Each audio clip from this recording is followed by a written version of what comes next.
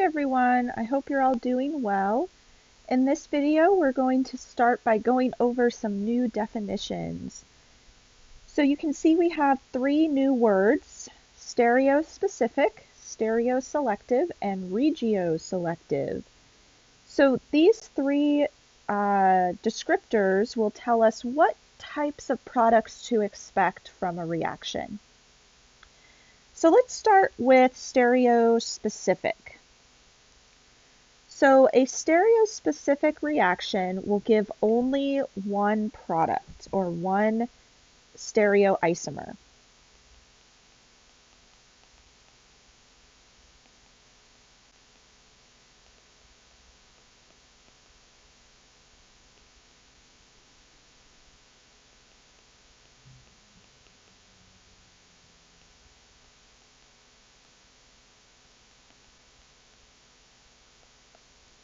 So the word here, stereospecific, tells us that we have a specific stereoisomer that is formed from the reaction.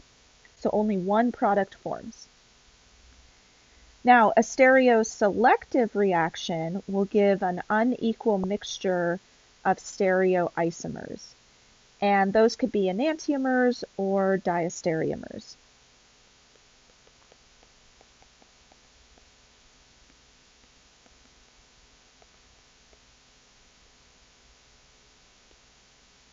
Oh, unequal.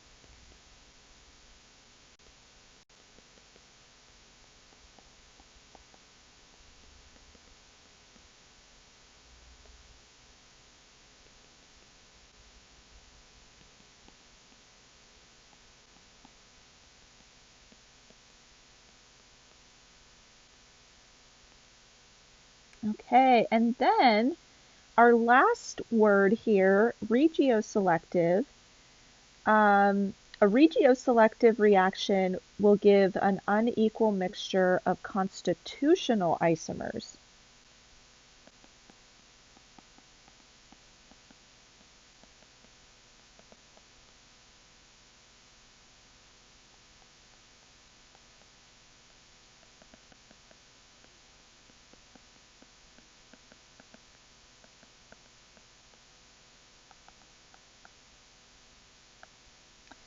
All right, so regio here refers to the constitutional isomers, whereas up above, stereo refers to stereoisomers. So that's one way to remember which one is which. Stereo tells us that we have stereoisomers. Regio tells us that we have constitutional isomers. Okay, so let's do some practice problems so we can kind of see these different types of reactions. All right, so in our first practice problem, let's do an elimination reaction. And I'm going to draw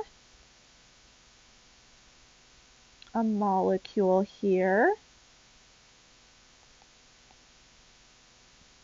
And then let's just assume that we have a generic base. All right, so from what we learned in the previous video, I would like you to pause this video and see if you can figure out which hydrogen is anticoplanar to the leaving group. And then try to draw the two products. So I recommend starting by drawing all of the hydrogens here, and then maybe labeling them with letters or with different colors. That will help you kind of keep track of which one is which. All right, and then in a minute or two, we'll go over the problem.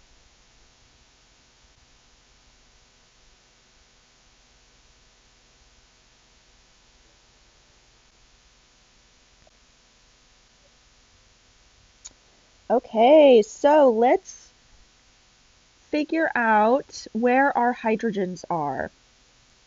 So looking at the alpha carbon, which remember is the carbon bonded to the leaving group, there is a hydrogen hiding back there. And then on the beta carbon, which is right next door, there are two hydrogens. So we have one in a wedge position and one in a dash position. So we're going to label one as blue. Let's label the wedge position hydrogen in blue, and then we'll label the other hydrogen in red.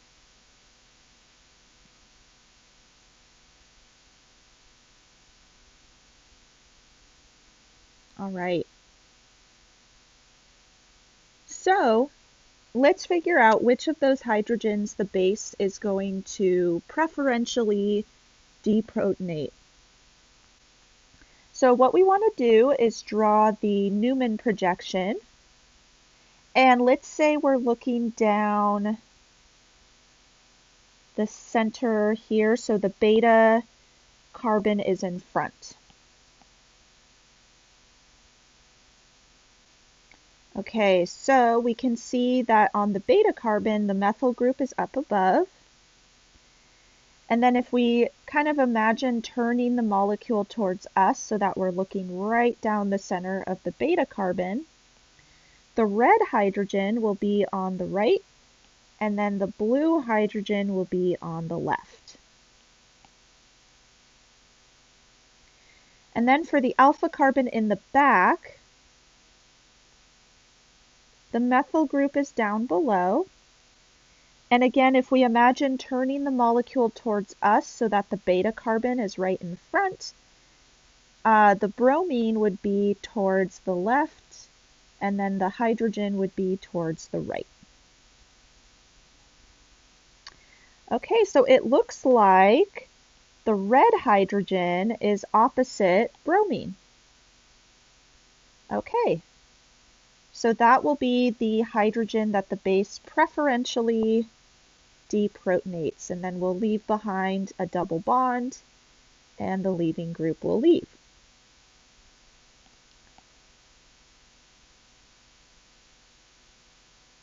Okay, so let's see, we end up with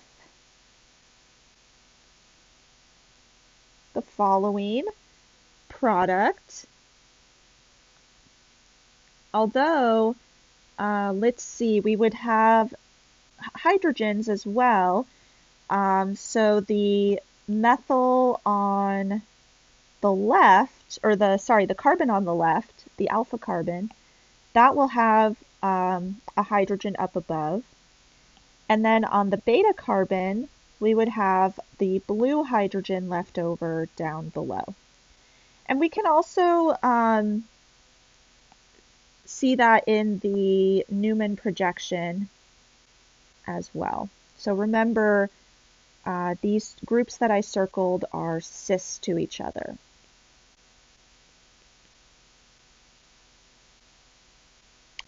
Now, what if the beta carbon rotates? Because remember, if you have a single bond, those atoms can freely rotate, or the bonds can freely rotate. So what if we rotate the front, or actually let's rotate the back carbon, so the alpha carbon.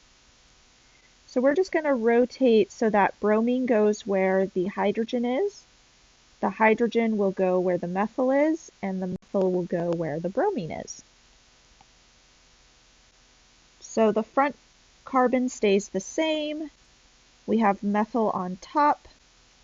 We have the red hydrogen to the right and the blue hydrogen to the left. And then when we rotate the back carbon, bromine is to the upper right, hydrogen is down below, and the methyl group is to the upper left. So in this instance, the blue hydrogen is opposite the bromine. Okay, so let's see what type of product we would get then. So if the base takes the blue hydrogen, and that leaves behind a double bond, and then the bromine leaves.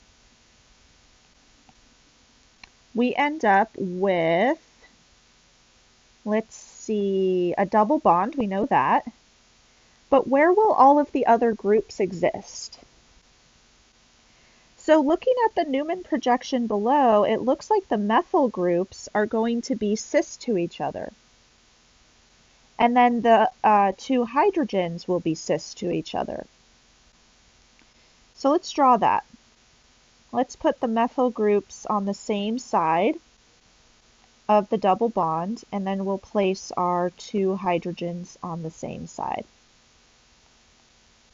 Oh, my pen decided to bold the red hydrogen. Okay, so it looks like we have two different products here. We have a trans alkene and a cis alkene, if we're looking at those methyl groups. Which one of those products is more stable? The trans product or the cis product?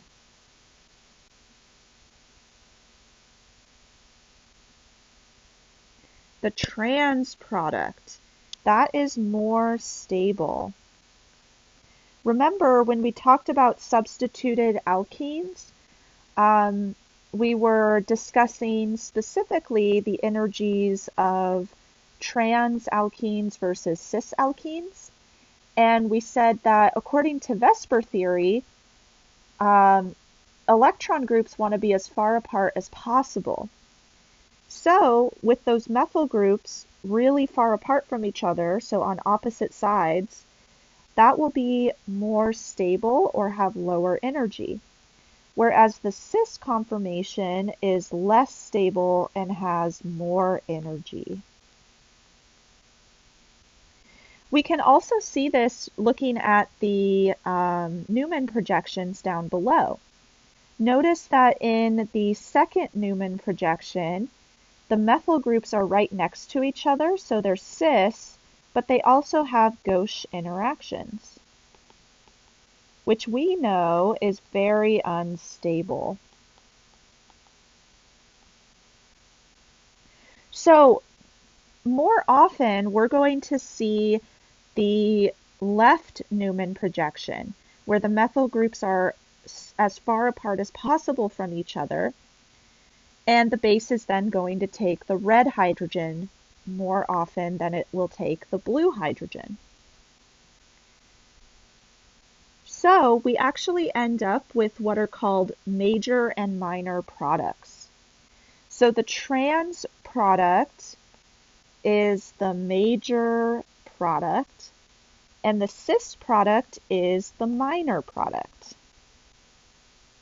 So we have unequal amounts of our products. The trans product is going to form more often than the minor product, just due to the stability there. Okay, so let's go back to our definitions. Would this be a stereospecific reaction, a stereoselective reaction, or a regioselective reaction?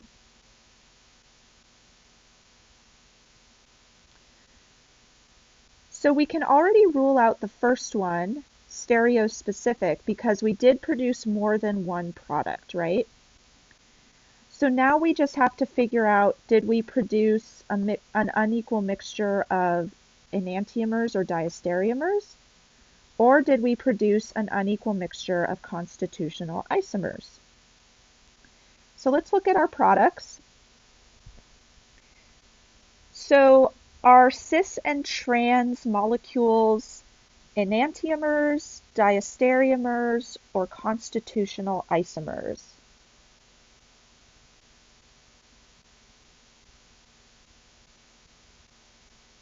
They're diastereomers. So that was from a while ago, back I think in chapter 5. So these are diastereomers, and I'll write that in, let's see, I'll write it in green here. So they're diastereomers, which means that this is a stereoselective reaction because we produced an unequal mixture of diastereomers.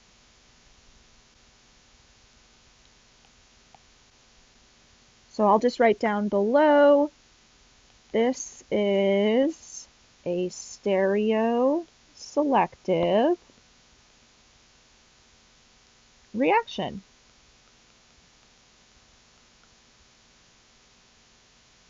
Okay. So let's do a challenge problem.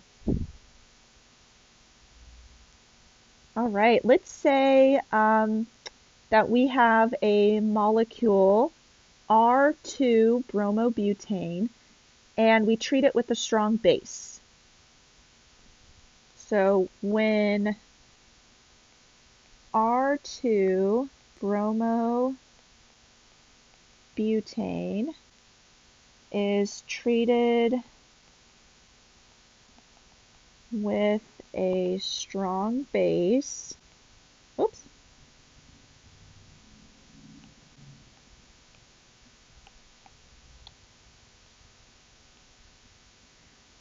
three products are actually going to form in this reaction. So we want to figure out what are those three products.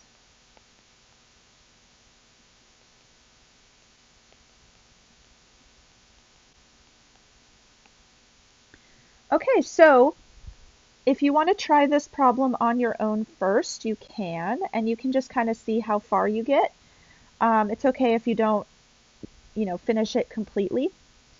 So the first thing I recommend is figuring out what R2 bromobutane looks like, and then identify alpha and beta carbons, and then figure out what are the possible protons that a base could remove. And that will help you figure out your three products. So you can pause the video, and when you unpause, we'll go over it together.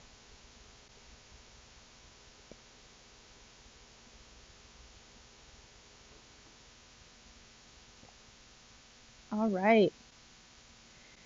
So let's start by drawing R2 bromobutane. So I know from butane that I have 4 carbons in a chain.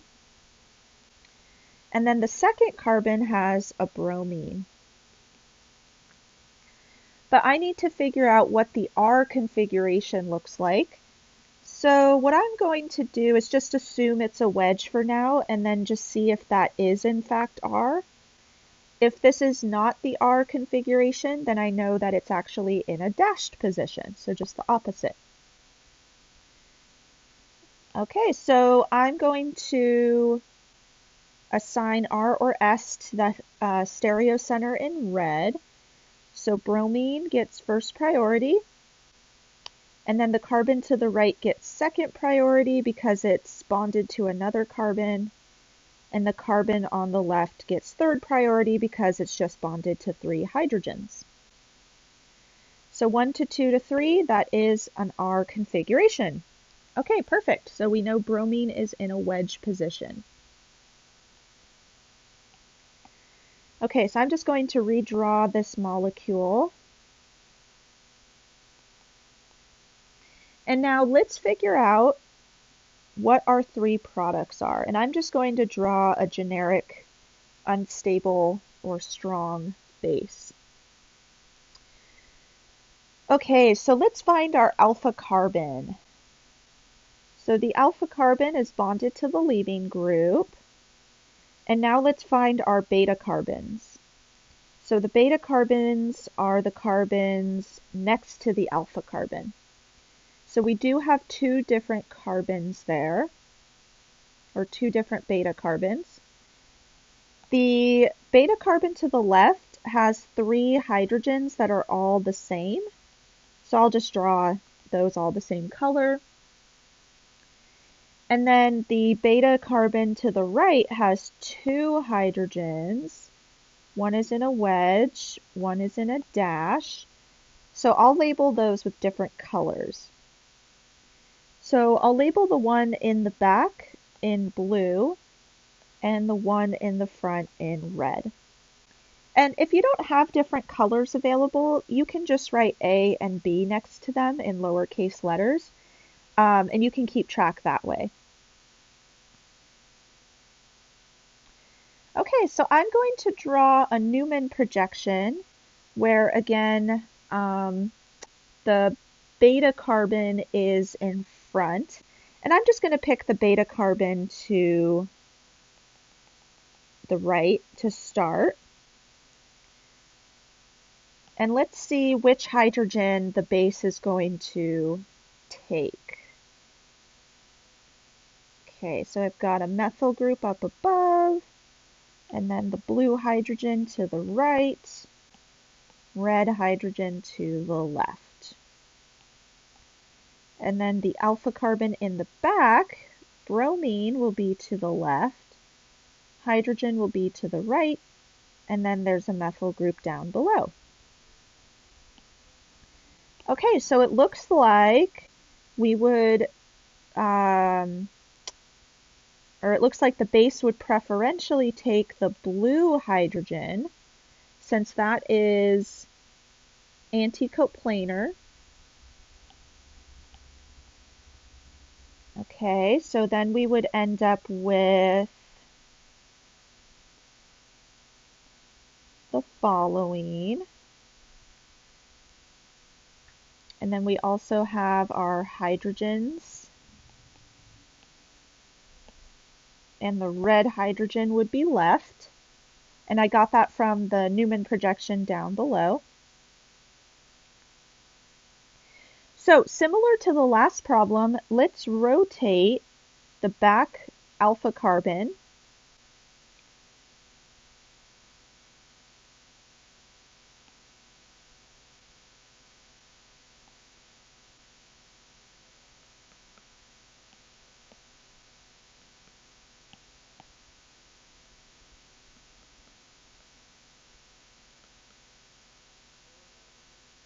Okay, so if we have a Newman projection in this configuration, we can see that the red hydrogen would be anticoplanar to bromine.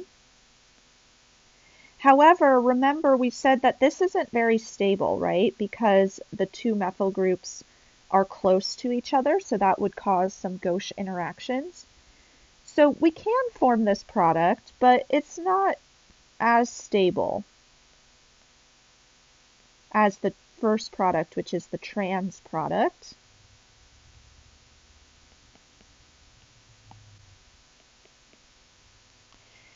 Okay, and then there is actually one more product. So remember, beta carbons are next to the alpha carbon, and as long as they have a proton, it is possible for a base to take that proton.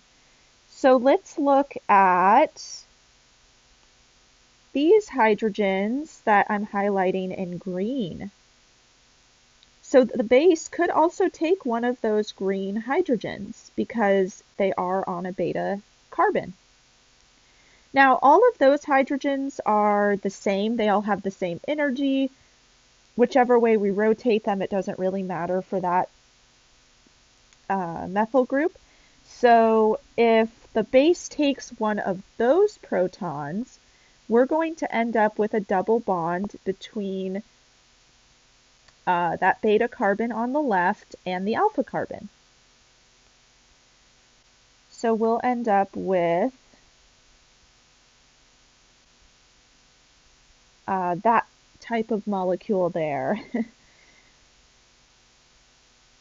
Okay, so looking at these three products, which one is the most stable?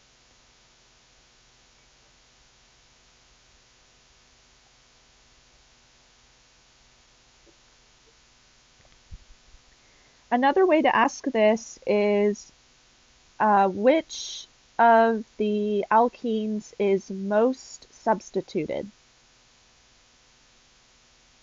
So remember, you can have mono-substituted alkenes, di-substituted alkenes, tri-substituted alkenes. and tetrasubstituted alkenes.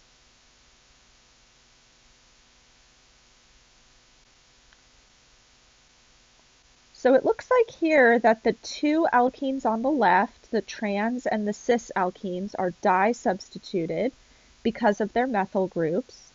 So those two will be much more stable than the third alkene, which is only monosubstituted.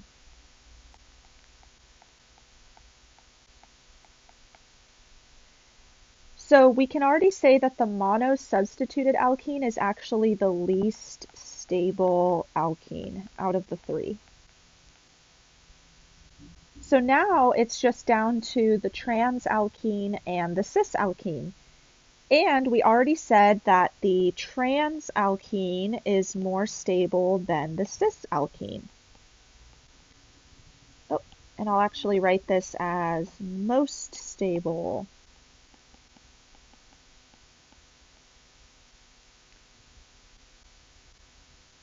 Okay, so again, the trans and the cis alkenes are disubstituted, so they're more stable than the monosubstituted alkene.